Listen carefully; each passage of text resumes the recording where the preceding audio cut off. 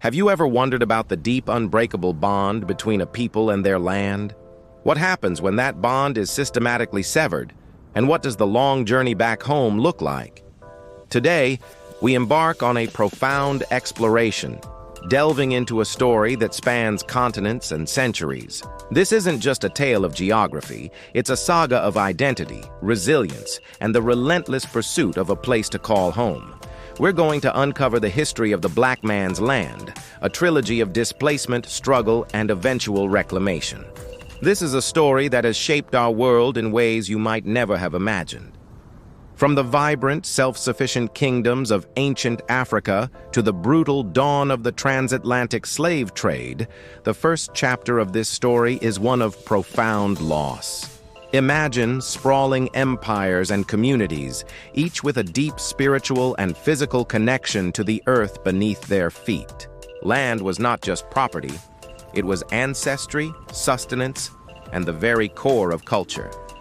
Then, everything changed. Millions were forcibly uprooted, torn from their homes, and shipped across the vast Atlantic. This wasn't merely a loss of freedom, it was the theft of an entire world. The land, once a source of strength, became a distant, painful memory. This cataclysmic event set the stage for a new, brutal reality, forcing a people to survive in foreign territories where the very ground they worked was owned by their oppressors. The second part of our trilogy unfolds in the so-called New World. Stripped of their heritage and their land, enslaved Africans and their descendants were forced to build the wealth of nations that were not their own. Their labor transformed landscapes, from the sugar plantations of the Caribbean to the cotton fields of the American South. Yet, they were denied any claim to the soil they toiled upon. Even after emancipation, the dream of owning land, the proverbial 40 acres and a mule, remained largely a dream. Systemic barriers like discriminatory laws, violence, and economic exploitation created a new form of bondage. Land ownership, the very foundation of wealth and independence, was kept just out of reach. This era represents a relentless struggle not just for freedom, but for a foothold, a piece of earth to build a future upon. This leads us to the third and continuing chapter, the fight for reclamation. This is a story of incredible resilience and determination. It's seen in the Great Migration, where millions of Black Americans moved from the rural South to urban centers in the North, seeking new opportunities and escaping oppression. It's seen in the Civil Rights Movement, which fought not only for social equality, but also for economic justice, including fair access to housing and land. And it continues today. We see it in the movements for land reform in countries like South Africa and Zimbabwe, grappling with the legacies of colonialism. We see it in the efforts of Black farmers in the United States fighting to reclaim and sustain their agricultural heritage against incredible odds. This modern chapter is also a story of cultural and spiritual return. For many in the diaspora, Africa has transformed from a lost Eden into a tangible destination, a place of reconnection and investment. This return isn't always physical. It's a return to traditions, a rediscovery of history, and a reclamation of identity that was nearly erased.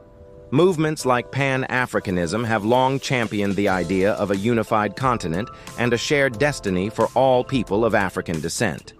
This reconnection is a powerful act of healing, bridging the chasm created by the Atlantic and rebuilding a global community.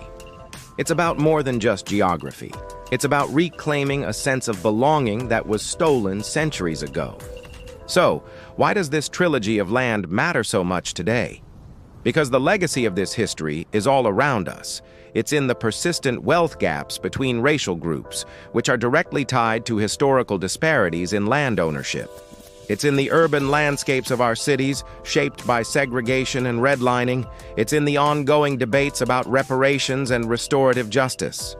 Understanding this history is crucial to understanding the world we live in now. It's a testament to the fact that you can take people from their land, but you can't take the land out of the people. The desire for a place to call home, to cultivate, and to pass down through generations is a universal human right. The story isn't over. The journey of reclamation continues with every new generation. It continues with every family that buys its first home, every farmer who works their own soil, and every person who reconnects with their ancestral roots. This trilogy of belonging, of loss, and of return is a powerful reminder of the human spirit's ability to endure, to fight, and to ultimately find its way back home. It challenges us to think about what land truly means and to recognize the deep injustices that still need to be addressed.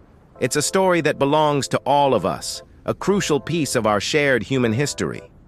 Thank you for joining us on this incredible journey through time and across continents. The story of land is the story of people, and it's one we must continue to tell.